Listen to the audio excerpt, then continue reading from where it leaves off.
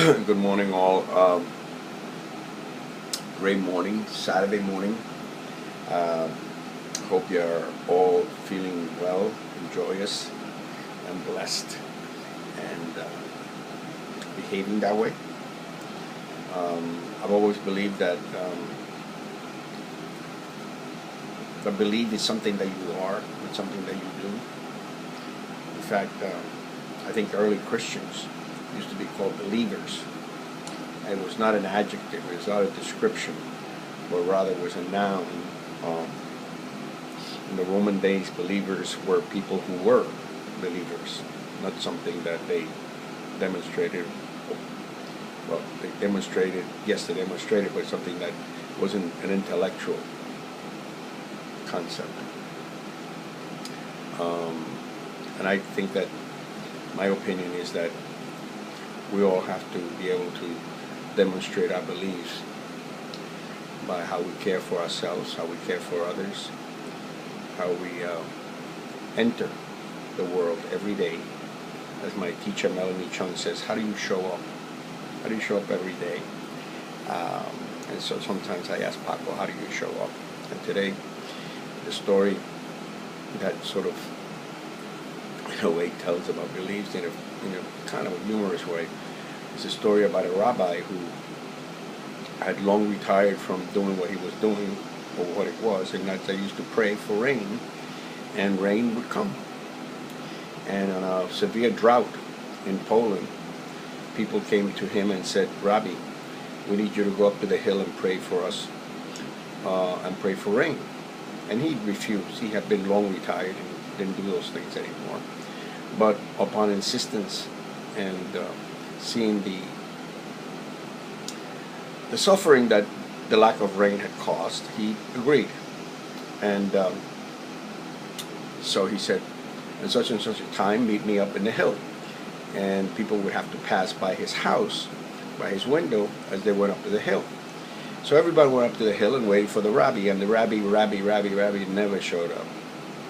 And they waited and he never showed up. So finally, out of desperation, they sent someone down to get the rabbi. And they knocked on his door, he opened the door, they came in, he said, Rabbi, we're waiting for you. Lots of us are waiting for you to come for rain. Why haven't you come? And the rabbi said, well, as people were passing by my window, I noticed that no one had an umbrella. And so that's the story. And from my interpretation, my opinion of that story is that whatever it is that we believe in, we have to demonstrate it by how we carry our umbrella every day. And so end up this day by, if I can find my glasses, I can do this very quickly. There's a gentleman by the name of, who lived in this 1601 to 1658. His name was Baltasar Gracian, a Spaniard, a Jesuit priest. And he wrote this book, The Art of Worldly Wisdom, by Baltasar Gracian. It's translated by Christopher Moore, M-A-U-R-E-R. And it's almost like, these sayings. So I'm going to open to anywhere. Number 125.